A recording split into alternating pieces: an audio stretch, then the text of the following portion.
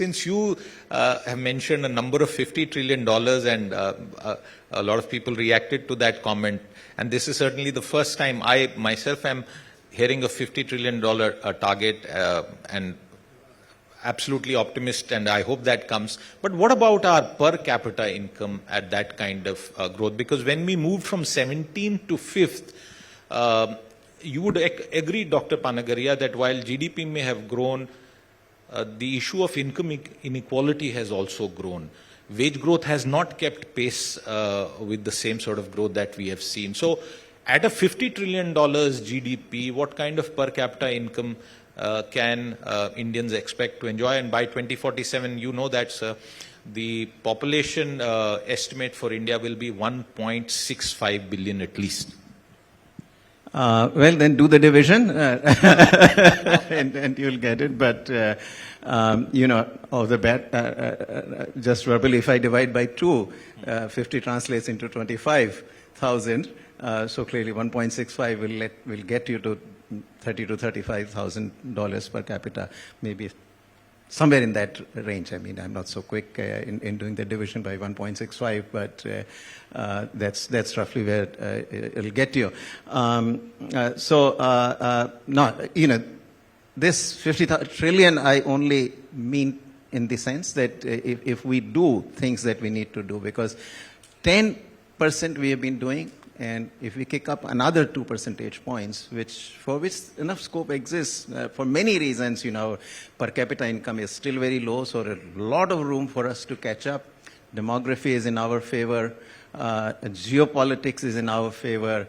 Economic politics in the sense of, you know, China now not doing so well and therefore likely to quit the global marketplace in many sectors. That also is in our favor. So all in all, I think there's a lot of reasons why we have really fantastic couple of decades ahead of us. So the fear really is that while we may grow on a top line basis, the per capita point may not keep pace, because the World Bank, and I want to cite this data with your permission, that the World Bank says India will take 75 years to reach 1/4 of US per capita. Even China will take 10 years just to reach this level. It's very clear that by 2047, and I'm quoting World Bank numbers to you, sir, at 6% growth, which has been the average for the past 10 years, India would be close to $10,000 per capita, 9,939. That is pretty much given.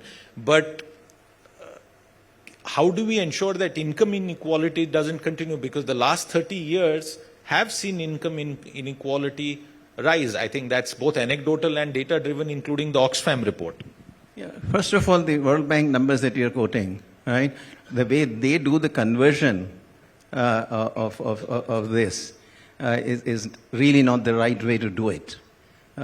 You know, what you have to do is there are different ways to do it, but basically you take the nominal GDP in rupees and then you divide it by the nominal exchange rate and you get the GDP in current dollars. And that is where then you use that series to calculate the growth rate. This is not how the World Bank is doing, so I don't know why they're stuck at 6%. India growing, as I said, at least GDP has grown 10% in current dollars.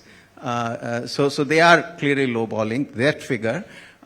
What I have said is the numbers that I expect, you know, anywhere between 30 trillion to 50 trillion, depending on, you know, this is the 2 percentage point extra makes a big difference, power of compounding.